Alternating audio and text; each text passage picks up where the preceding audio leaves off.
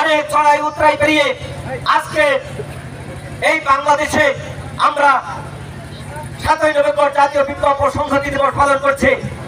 দীর্ঘদিন একটি ফ্যাসিস্ট সরকার ক্ষমতায় ছিল। সেই সরকার ক্ষমতায় থাকার সময় আমরা বিভিন্ন মামলা হামলা, জেলে থেকে বন্দী দশা থেকে আমরা আমাদের কার্য সম্পাদন করার চেষ্টা করেছি। রাজপথে থেকে আপনারা বিভিন্ন সময় আন্দোলন করে তুলেছেন। আমাদের মাঝ থেকে অনেক লোক হারিয়ে গেছে, অনেক লোক গুম হয়েছে, তাদের লাশ এখন পর্যন্ত পাওয়া যায়নি। অনেক লোক গুম হয়েছে, খুন হয়েছে, লক্ষ লক্ষ লোকের নামে মিথ্যা মামলা দেওয়া হয়েছে।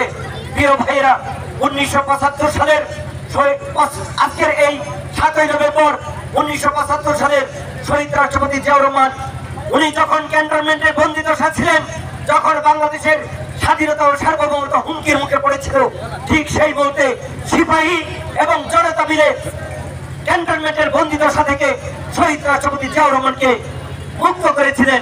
এবং বাংলাদেশের আজকের যে গণতান্ত্রিক অগ্রযাত্রা, বাংলাদেশের এই গণতান্ত্রিক অগ্রযাত্রায় শহীদ রাষ্ট্রপতি জিয়াউর রহমানকে সামিল করেছিলেন এবং তার মাধ্যমে বাংলাদেশের প্রথম গণতান্ত্রিক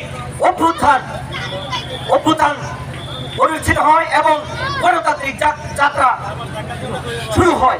প্রিয় ভাইয়েরা, আজকের এই বিপ্লব ও সংহতি দিবসে আমাদের অঙ্গীকার হোক, বিপ্লব দিবসের অঙ্গীকার রুখতে হবে রাজাকার, বিপ্লব দিবসের অঙ্গীকার রুখতে হবে স্বৈরাচার। বেশিবাদী শক্তি থাকুক না কেন, আগামী দিনে বাংলাদেশের রাষ্ট্র ক্ষমতায় যে শক্তি থাকুক, ইনশাল্লাহ বাংলাদেশের পুরোদিনই আর বেশিবাদী বাংলাদেশে চেপে বসবে না রাষ্ট্রীয় ক্ষমতায় এবং বাংলাদেশে পুরো স্বৈরতন্ত্র কায়েম হবে না।